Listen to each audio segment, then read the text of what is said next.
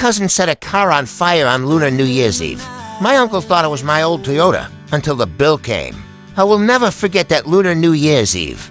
Not because of the fireworks, but because a black Mercedes Maybach burned down in my family's parking spot. And the person who set it on fire with firecrackers was my 10-year-old cousin. The most ironic part? At first, everyone thought the car that burned was my old second-hand Toyota. So my youngest uncle pointed at my father and said, "Maybe if you were more capable, this wouldn't be a problem." He said that without knowing one thing. The bill waiting for him was 600,000 yuan. One, the spoiled kid. I have a cousin. He was 10 years old at the time. And when I say he was spoiled, I do not mean the cute, harmless kind of spoiled. I mean the kind of kid who makes your blood pressure rise the moment you hear him shouting in the hallway. I'm here. His father is my youngest uncle, my dad's younger brother. In our family, there had always been one rule. The older ones had to give way to the younger ones. And my father had been giving way to his younger brother his entire life. My uncle was doing pretty well. He worked as a purchasing manager for a company, made decent money, and lived a comfortable life. Every year when he came back for the holidays, his wife, my aunt, would step out of the car and the first thing she did was cover her nose. Oh my God, the air here is terrible. Then she would walk into our apartment, sit down for barely 5 minutes, and start showing off. The leather sofa, the 80-inch TV, the new 140 square meter apartment. My mother would smile and go back to the kitchen to cook. My father would sit beside them and smile politely. But I had watched that smile for more than 20 years. His mouth smiled upward. His eyes looked downward. And every time I saw it, it hurt. Because my uncle's good life had started with an opportunity my father gave up for him. Years ago, the company my father worked for was setting up a new purchasing department. A senior executive spoke to my father directly and wanted to promote him to manager. At the same time, another big company was trying to hire him as a supply chain director with almost double the salary. Either path could have changed his life. Then my uncle heard about it. He brought my aunt to our home and cried, "Brother, my small factory is about to collapse. My health isn't good either. Can you help me get into your company? Even an entry-level purchasing job would be enough." My aunt cried even harder. "Please help him. He can't wait anymore." My father softened.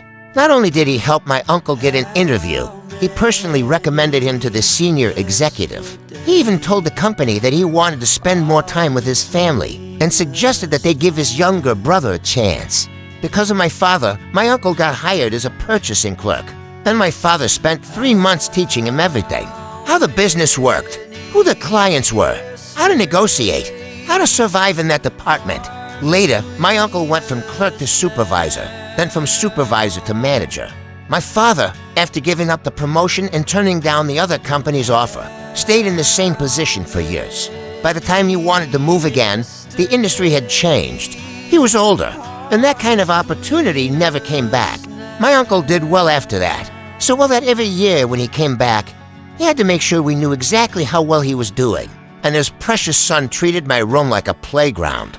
My collectible figures cost around 300 yuan each. I had saved up and hesitated for a long time before buying them. My cousin picked one up and smashed it on the floor. Then he laughed and said, "Look, its head fell off." I gritted my teeth. "Don't touch my stuff." My aunt sat there eating sunflower seeds and said, "It's just a plastic toy. Why are you making such a big deal out of it?" A big deal. I had heard those words too many times. My computer monitor was covered in his fingerprints. 3 keys were ripped off my keyboard. Control, Alt, Delete. Almost as if he had deliberately chosen the most important ones. When I told my uncle, he did not even look up. He's just a kid. Kids have busy hands. My aunt was even worse. "Why didn't you lock your door?" So I locked it. The kid kicked it open. The door frame cracked. But the thing that finally pushed me to my limit was my car. 2. He had been blowing up my car for a year. The year before, I had bought a used Toyota for 28,000 yuan. It had scratches on the paint. The engine shook a little, but it was the first car I had ever owned. I washed it 3 times. I waxed it. I bought new floor mats. The first time I sat in the driver's seat, I felt like I had finally become an adult.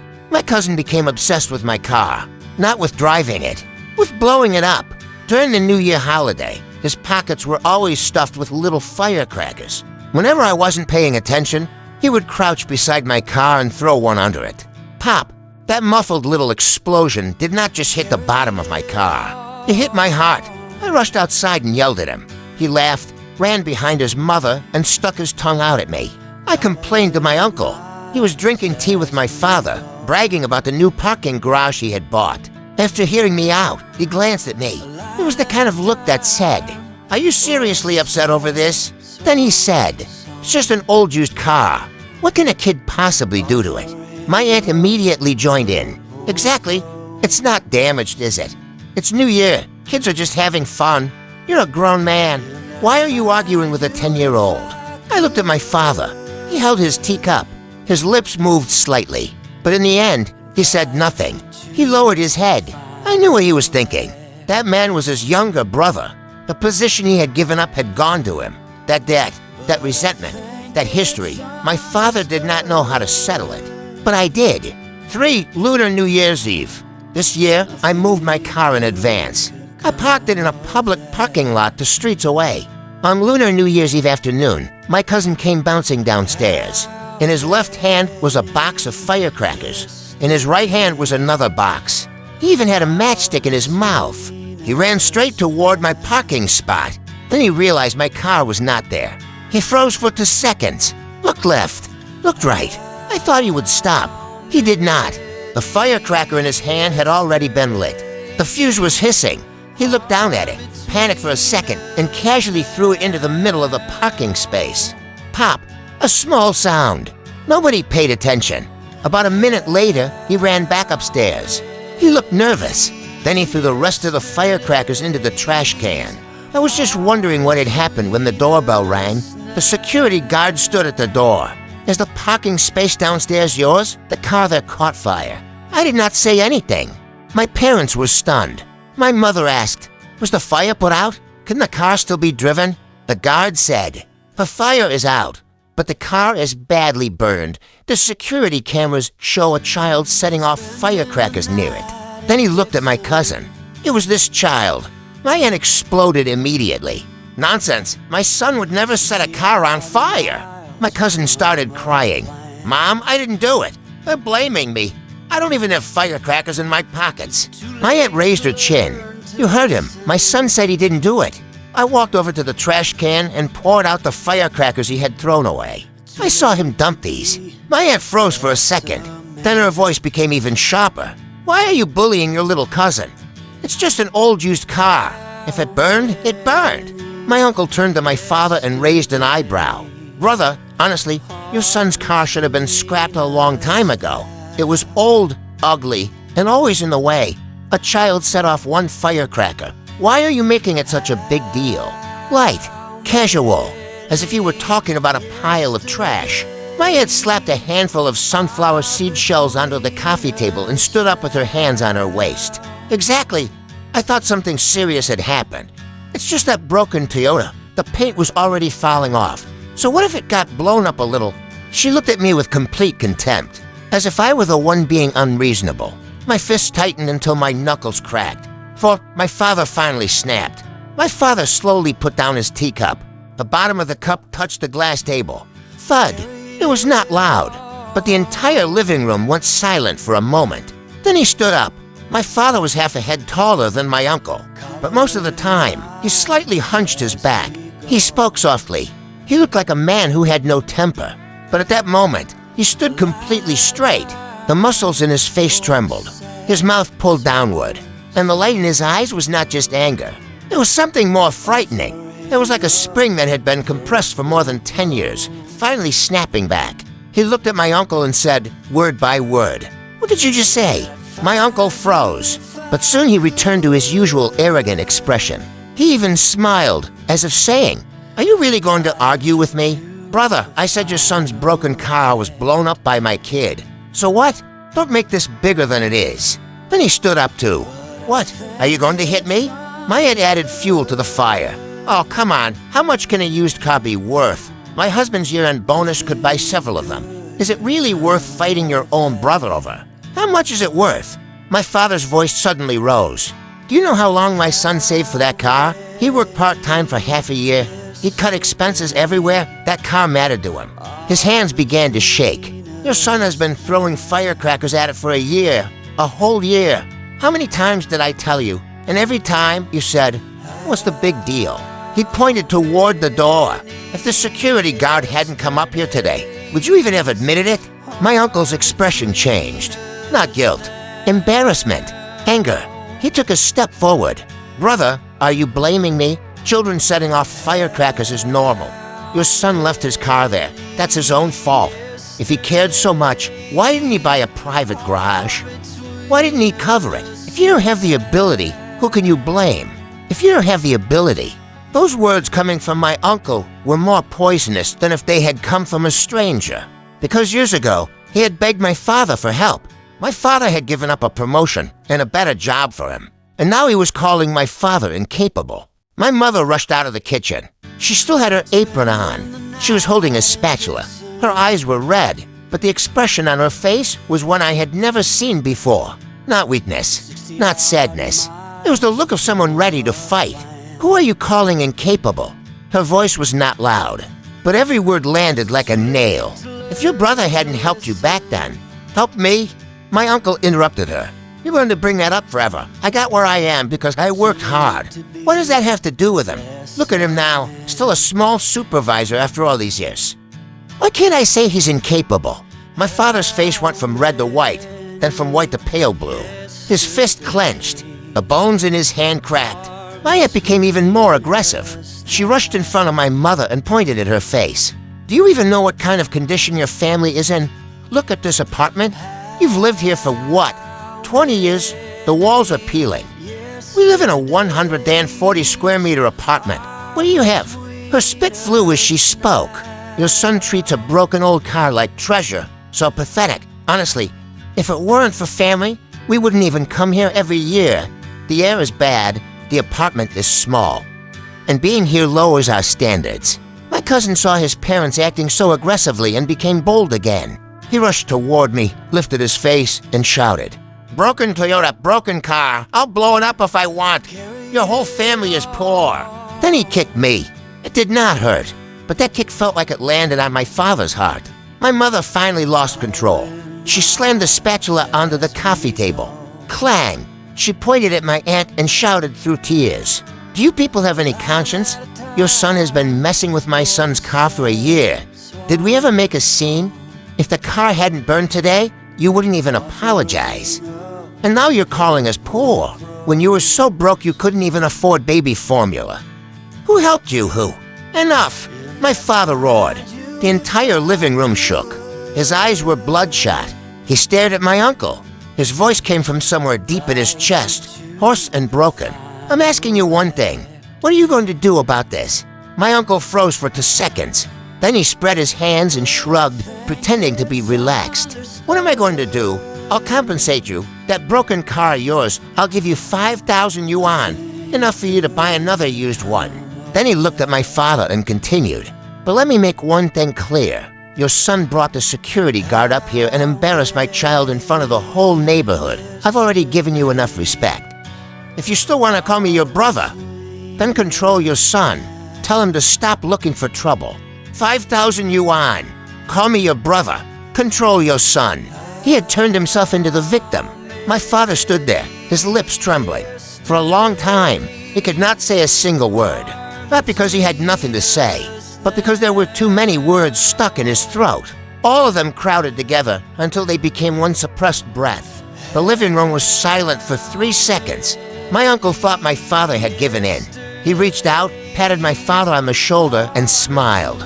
All right, we're family. Is this really necessary? Sit down, drink some tea. Next year I'll bring you to boxes of good tea leaves."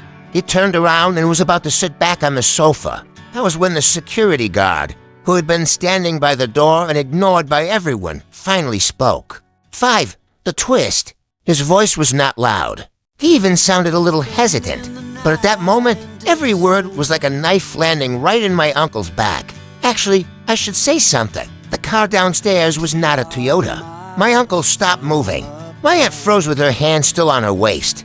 My father's breathing stopped for a moment. The security guard repeated calmly, "It was a black Mercedes Maybach. The smile on my uncle's face had not fully disappeared. It simply froze there. His mouth hung open. His throat moved. Then he made a short, strange sound, like someone had grabbed him by the neck. What? Then his face began to change color. First his cheekbones went pale. Then his entire face turned gray. His lips turned bluish. His jaw visibly trembled.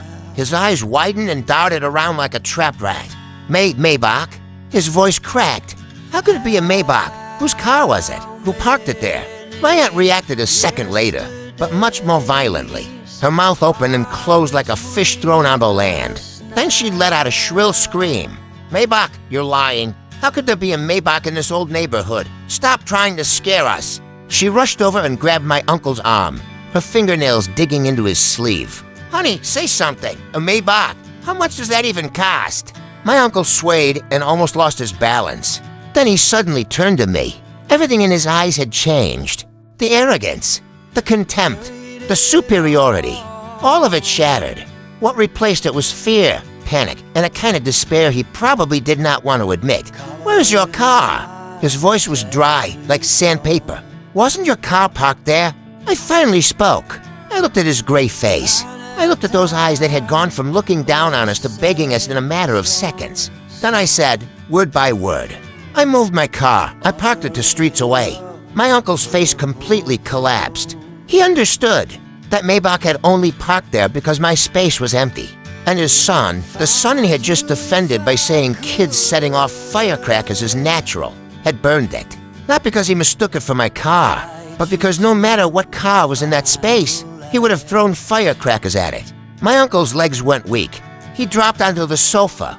The sofa gave a dull groan, as if the whole room had finally exhaled. My aunt froze. Her hand was still gripping my uncle's arm. She looked like the life had been sucked out of her. Her lips kept trembling. Maybach, Maybach. My cousin finally understood fear. He stopped kicking people. He stopped shouting. He curled into a ball in the corner, crying so hard he could barely breathe. His pants were wet.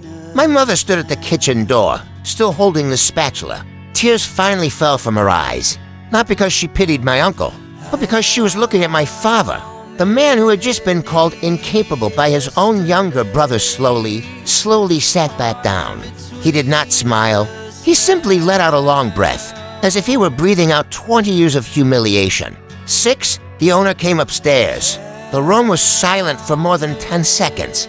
Then the guard's radio crackled. The sound was painfully sharp in that dead silence. The guard turned slightly and answered in a low voice. Yes, the owner is here, okay. He put down the radio. His tone was calm, businesslike, and distant. The car owner is downstairs. He's coming up now. He said he wants to speak with you face to face. That sentence dropped into the room like a stone into frozen water. My uncle jumped up from the sofa. My aunt stumbled as he pulled away. Then we heard footsteps in the hallway. Step, step, step. Not fast. Heavy. Each step felt like it landed on my uncle's chest. My aunt trembled all over. She grabbed my uncle's clothes and cried. Honey, what will we do? My cousin cried even louder, curled up in the corner with his head buried between his knees. Step, step, step. The footsteps came closer. Each one seemed deliberately slow, as if giving my uncle time to feel fear, regret, and every possible consequence. My uncle's face was bloodless. He suddenly turned to my father. His eyes were red. His lips shook. Brother, say something for me. My father looked at him. He just looked. He did not nod. He did not shake his head. He did not say yes. He did not say no. He only looked at his younger brother, the brother he had helped rise, the brother who had once cried, begged, and pleaded in front of him, the brother who later became successful and came back every year just to make him feel small, the brother who had just pointed at his face and called him incapable. My father had tears in his eyes, but they did not fall. He said nothing. My uncle waited the seconds. Then he turned to me. His voice became pleading. Nephew, please say something for your uncle. I was too harsh just now. Step.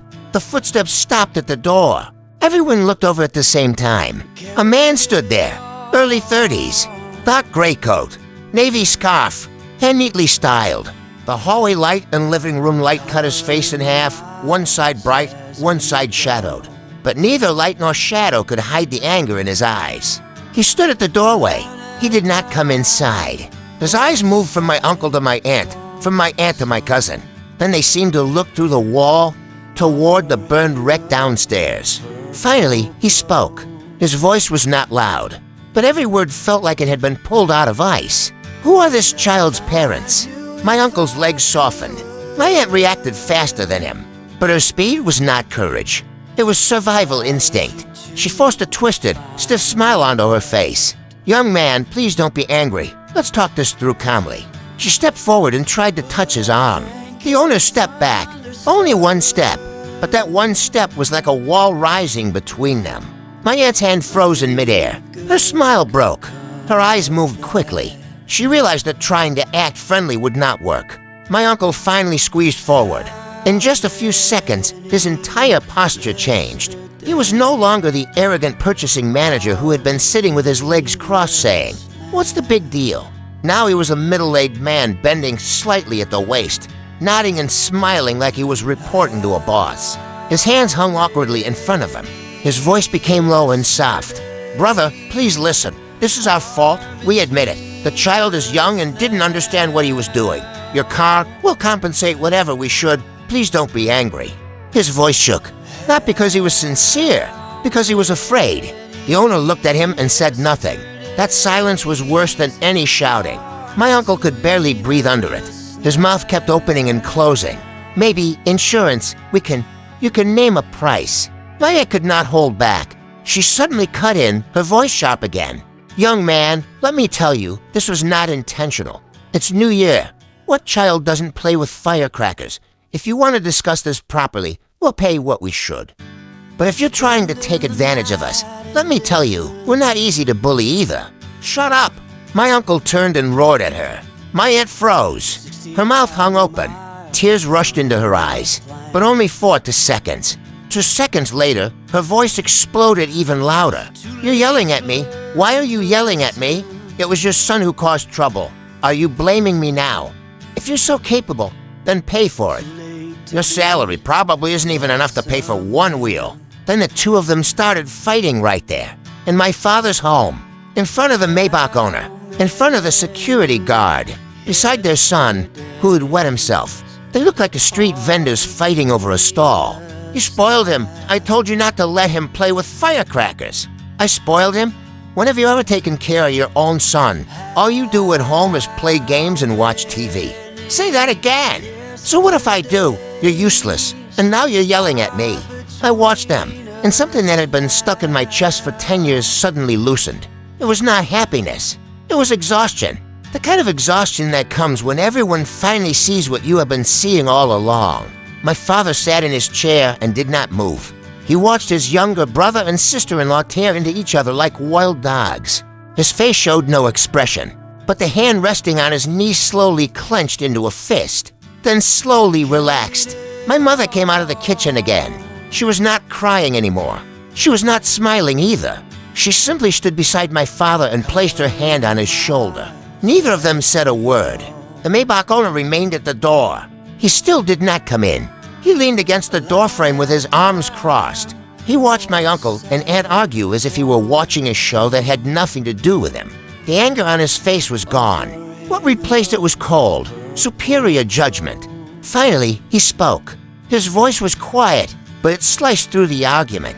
"Are you done?" Both of them shut their mouths at the same time. The owner straightened up and took out his phone. On the screen was a number already entered. The emergency number. He only had to press call. He turned the screen toward my uncle so he could see it clearly. "I'm giving you the choices." His voice was calm, like he was reading from a menu. "First, I call the police now. We go through insurance and a legal process. Whatever the court decides, you pay." He paused. "Second, you admit responsibility, sign a compensation agreement. And I don't call the police. The car gets repaired at market price. You pay whatever the repair costs." Another pause. "Choose." My uncle looked at the screen. His pupils shrank. My aunt looked like she wanted to speak, but my uncle grabbed her arm hard. She gasped in pain. This time, she did not dare to shout. My uncle opened his mouth, closed it, opened it again. Sweat appeared on his forehead under the living room lights. I could almost see him calculating. If the police got involved, Insurance might refuse coverage. There could be lawsuits, court fees, appraisal fees, loss of value. If they settled privately, the repair shop's quote would still be terrifying. Then he looked at me. For the first time in my life, I saw something in his eyes that I had never seen before. Not arrogance, not calculation, not superiority. It was pleading, real pleading, the kind that put him completely in the dirt. "Nephew," his voice shook. "Please talk to him. Help your uncle say something." I looked into his eyes. His eyes looked somewhat like my father's, but at that moment, they held only fear and calculation. They did not have what my father's eyes had. A lifetime of swallowed pain. The silence of a man who had finally given enough. The exhaustion that seeps out from the bones. So I said, "Uncle, I can't help you with this." He did not ask again, because he knew. From the moment my father gave him that opportunity 10 years ago, and he later came back every year to make my father feel small. From the moment his wife criticized our home every holiday. From the moment his son smashed my figures, ripped keys off my keyboard, threw firecrackers at my car for a year, and he kept saying, "What's the big deal?" I was never going to help him. The living room fell silent again. Only faint firecracker sounds came from downstairs. Pop, crackle, pop, as if the neighborhood children were celebrating something. 7, the ending. I did not want to write too much about how the matter was finally settled. The Maybach owner did not call the police on the spot. He was a controlled man, a smart man. He knew that if it went through the legal process, my uncle's family might get forced into enforcement, but it would take time, legal fees, and endless trouble. His burned car would sit in a repair shop for who knew how long. So he gave my uncle a number. 600,000 yuan. It was not extortion. The repair estimate included the underbody, fuel tank, rear bumper, exhaust system, sensors, labor, and other damage. 60,000? Impossible. 600,000 was already not exaggerated. When my uncle heard the number, his face no longer changed color. It had been gray from beginning to end, like a newspaper soaked in water. His mouth opened and closed. Finally, he said 3 words. "I'll pay." My aunt wanted to say something, but he grabbed her arm. This time, she did not shout. Not because she did not want to, because she did not dare. She finally understood that some things cannot be dismissed with. "Go ahead, report us. There really are people you cannot bully. There really are things you cannot afford to damage." I do not know how my uncle managed to gather the 600,000 yuan. I only know that he did not show up again that spring festival. My old Toyota was still parked 2 streets away. On the first day of the new year, I went to get it. It was perfectly fine. Not even a scratch. I sat in the driver's seat for a long time, holding the steering wheel and staring ahead. I thought about how that car had been harassed for a whole year. Every little pop of a firecracker had made my heart tighten. Now it sat there quietly, safe, almost like an innocent person whose name had finally been cleared. I started the engine and drove home. Our parking space was empty. There was a black burned circle on the ground, the mark left by the Maybach. I hesitated for a moment. Then I parked my Toyota there. It was my family's parking space. Why should I be afraid to use it? After that, there was no real after. My uncle's family never came to our home for New Year again. No phone calls, no messages. Even on social media, we blocked each other. One day, my mother was looking through her phone and suddenly said, "Your aunt deleted me." My father was reading the newspaper. He turned a page. He said nothing. I asked him, "Do you still consider him your brother?" My father thought for a long time. So long that I almost stopped waiting for an answer. Then he said, "He is my brother, but he stopped treating me like one first." That was all. No anger, no hatred, not even regret. Just a man who had spent 60 years being the older brother finally admitting a fact. Some things are endured for a lifetime, and when the end comes, it is not always an explosion. Sometimes it is just enough. I saw my uncle once after that, at a relative's funeral back in our hometown. He was far away, across the courtyard. He looked older. Half his hair had turned white. His back was bent. He wore an old jacket and stood in the crowd, so ordinary that he almost disappeared. He saw me. His lips moved, as if he wanted to come over. I did not wait for him. I turned and walked away. Not because I hated him, because there was nothing left to say. I do not know how long it took him to pay off that 600,000. I only know that after that year, No one came to our home to brag about a big apartment. No one covered their nose and complained about the air. No one smashed my figures on the floor and laughed, "Look, the head fell off." My computer is still missing 3 keys. Control, Alt, Delete. Sometimes I think those 3 keys are strangely fitting. Control, Alternative, Delete. Some people do not need to be controlled. They do not need to be changed. They only need to be deleted. Deleted like a number in your contacts that you will never call again. Deleted like a New Year's message thread you will never open again. Deleted like a man you once called uncle for 20 years. Our family kept using that parking space. No car was ever blown up again. But the black burn mark on the ground stayed there for a very, very long time. Like a stamp left by fate. A stamp on that lunar New Year's Eve. A reminder that some debts are not paid in money. Some are paid in consequences.